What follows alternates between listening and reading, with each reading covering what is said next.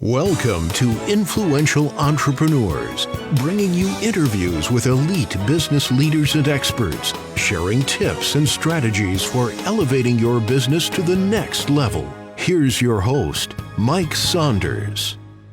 Hello and welcome to this episode of Influential Entrepreneurs. This is Mike Saunders, the Authority Positioning Coach. Today we have with us Don Hanifin, who's the founder of DH Retirement Solutions, and we'll be talking about how life insurance fits into retirement. Don, welcome to the program.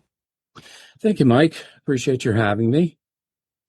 Yeah, I'm looking forward to learning about life insurance and retirement because I think that a lot of people think life insurance is just a bill you pay, and then when you die, it pays money to your family. So this is a piece of retirement. So I want to learn what you teach your clients. But before we dive into that, give us a little bit of your story and background, and how did you get into the financial services industry? Yeah, so I got into the industry about 30 years ago, Mike, and I started out actually in long-term care. Working with GE a long time ago. And it's a kind of a safe money approach. I've enjoyed working with, starting out in my business with older people. And my focus, I think, starting from that as the genesis in my career in the insurance field, was the things, I'm going to concentrate on things that are guaranteed, things that are safe. I enjoy investing. I follow it myself.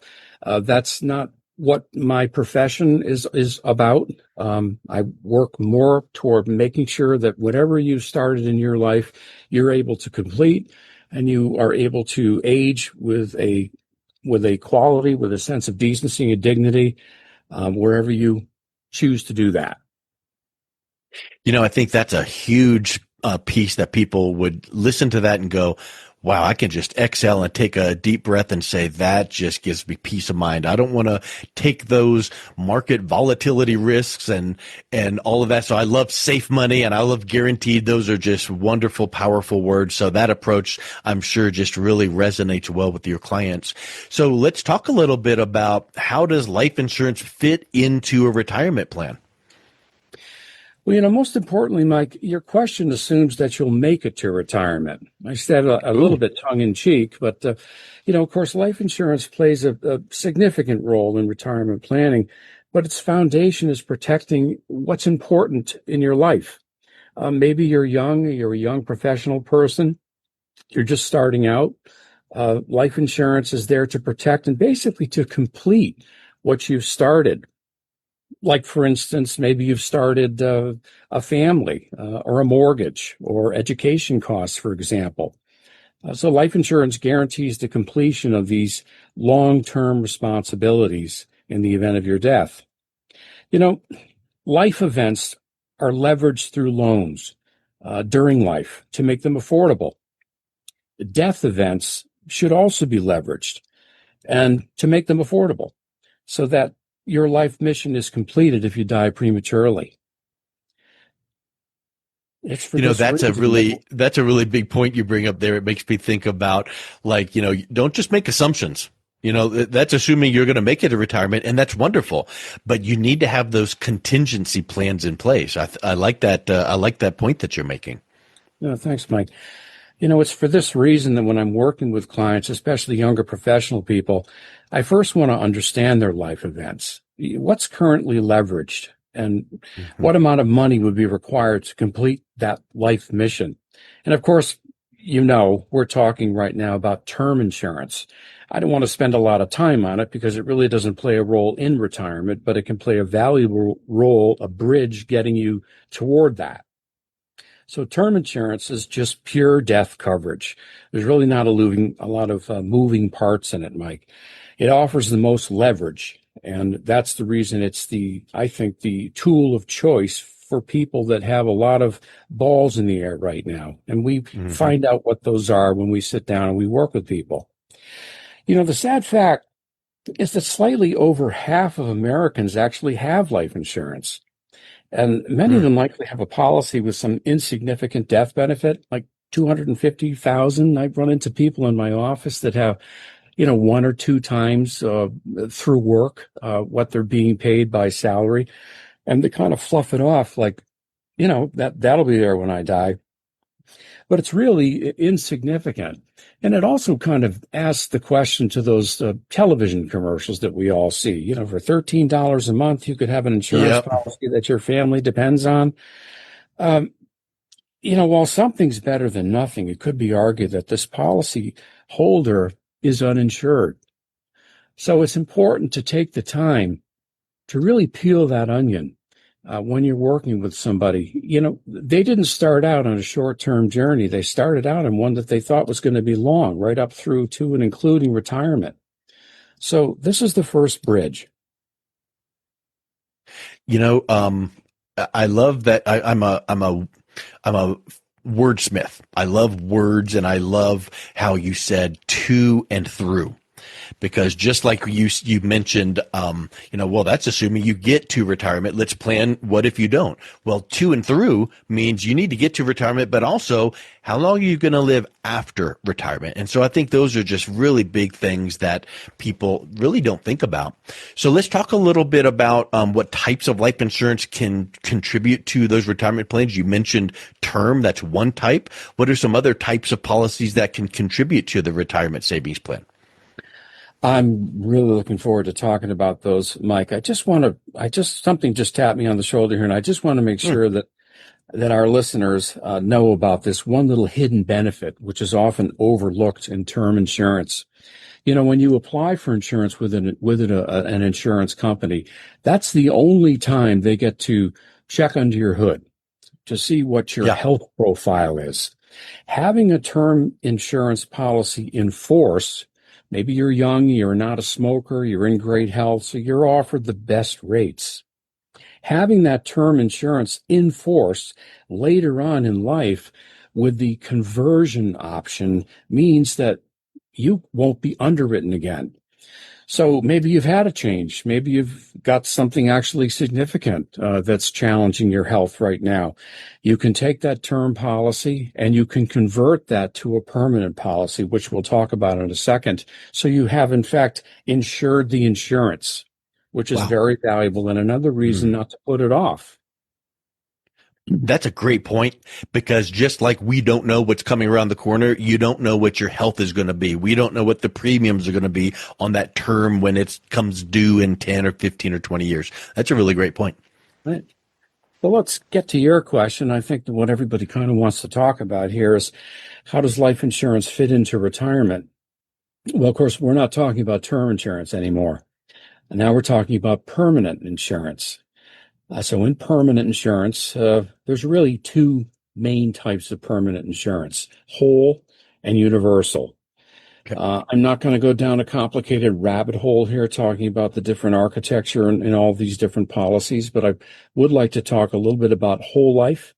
And my favorite is called index universal life.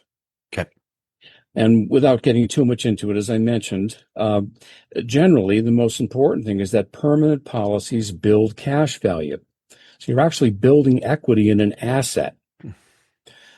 So regardless of which you were to choose, we just have to talk a little bit about how these plans actually come together. How do they work? Well, there's two moving parts in this thing: maximum and minimum. And again, I'm not going to make this complicated, but there are rules and regulations in this thing. The minimum is what the insurance company requires for the death benefit. They have to make a profit. So that's going to be their rule. They control the minimum. The maximum is actually controlled by the government. That's right, the government. And the reason it came about that way is because these programs, which we'll talk about in a moment, they can do something that very few investment vehicles can do. You can grow your money tax deferred. You can have access to your money tax free. And you can plow a great deal of money into these programs. But the government in the 70s got to looking at this and said, you know, there's a lot of very well-to-do people that are abusing this. And so we're going to make some changes, and we're going to introduce the maximum, and we're actually going to write it right into the U.S. tax code. I'm not going to get too much into it, but it's sections 7702 and 72E. Those are important because they're right in the tax code. And if you do design these policies properly, Mike, then you've got one heck of a savings plan with perks. So we want to hit the minimum for the death benefit, and we've got to stay under that maximum in order for this to be called life insurance by the IRS. What happens if you go over the maximum? Well, if you were doing it for the purposes of an investment, of a tax advantage investment, you just blew it because now your policy will not be treated that way. So it's very important that you go into this eyes wide open. It's not the kind of thing that probably that you'd want to do on the internet without some counsel. It's better to work with a broker that can help guide you through this. So what I want to talk about really is the savings side of that, Mike, unless you have another question for me right now. No, I think that's great. And I think the point you brought up is so huge that we tend as humans to be quick and fast. And I heard one thing, let me jump on that. Let me go Google. Let me go set this up. But if you set it up the wrong way and the wrong setup, and like you said, put too much in, too little in, it's not going to work the way that you want. So I think that's a great point you bring up. Okay, good. So I just want to talk about why this is valuable. And I'm just going to look back quickly on the two different types of policies. So whole life is a life insurance policy that's very conservative. It's seen that way. It grows your money based upon bonds and in most cases dividends. I like the index universal life because that policy is based upon indexes that are equity driven, like the S&P 500. Mm-hmm. So how does this whole thing work? Well, you pay your money, you pay your premium to the life insurance company. Remember, one part of that premium goes toward the death benefit. It must by law. The other part goes into your savings and investment side. That's like a savings account. By the way, this whole thing will self-complete if you die because it's life insurance. But let's talk about the actual savings account. Three things are happening inside of that account, and they're all in your favor. The first is called the participation rate. The second is the cap, and the last is the floor. So let's just talk about that a little bit. The participation rate. I'm going to put two accounts side by side. One is an equity portfolio, and one is your indexed universal life policy, which I'm going to call your IUL. Okay? We've got $100,000 in each policy. The next year, the S&P 500 returns 10%. Both accounts now are at $110,000. We're doing great. The following year, the S&P again earns 10%. Well, now you're up to $121,000 in both accounts. We're doing great. And forgive me, Mike, because I needed to, and I've got to go back. I got a little bit ahead of myself. I was talking about the participation rate and the cap. I'm going to say the participation rate, that's how much you get to keep. In this policy, We're going to say 100% of that. You get to keep whatever the index does, you get to keep it 100% up to the cap. The cap in my example, this is not on the hard drive for every single policy, just in my example. The cap is going to be 10%. Okay. So if the S&P earns 10%, you get the whole 10%. If it earns 12%, you get 10. Got it. Okay. So forgive me, and I'll go back to my example where both equity portfolio and your IUL have both performed marvelously for 2 years, and you've got a 10% return in both. The third year, however, is a dark year. The third year, the S&P corrects by 20%. In your equity portfolio, you are now down to $96,800. So after 3 years, you've got less than what you started with. How does it look in the IUL? Well, we have a floor of 0. What does that mean? The floor of 0 means that you're going to get a tap on the shoulder at the end of the year from the insurance company, and they will be telling you, Mike, we're sorry, we couldn't pay you any interest this year, but you get to keep everything that your policy has earned to date. You got a 0 interest for the year, but you keep everything that you have. And next year we'll go again. But with you, with your IUL, it will be based on 121,000. Your equity portfolio, on the other hand, will have to be starting from 96,800. And by the way, it will need 25% to get back to 121. Yep. Wow. So that's the reason why they're very valuable savings tools. Yep. And that floor is powerful because if you pull up the stock market or the news or your portfolio statement and you see drops, if your insurance policy has that floor, you never lost money. You just didn't gain money, but that's a huge, huge, safe, guaranteed aspect. Yeah. So all that money that's accumulating for yourself after the amount that goes toward death benefit, so can you reaccess that or use that money for different purposes? What does that look like? Well, this is the second part of the magic, Mike, because this policy, you have access to it throughout your life. But how are you actually accessing it? Well, if you were to walk into your bank and take money out of your savings account, that money's gone. It's in your pocket. In this policy, you're actually using the money that's been built up in your IUL as collateral for a loan. So you're borrowing the insurance company's money while your money continues to work, continues to enjoy the benefits of the index. That's really powerful. But what can you use it for? Well, first of all, when can you use it? Well, with a traditional, like a 401k, for instance, you've got this age 59 and a half rule where there's going to be penalties if you access it. Those rules are not found in these IUL policies. You can have access to your plan for any reason. The distribution, we're going to take it as a loan. Do you have to pay it back? No, you don't. It'll just be subtracted from your death benefit at the end. You can pay it back if you wish to, but that loan comes to you tax-free. And you've got the flexibility and control of having no government restrictions or penalties on this. And you can use it for any purpose that you wish. Wow.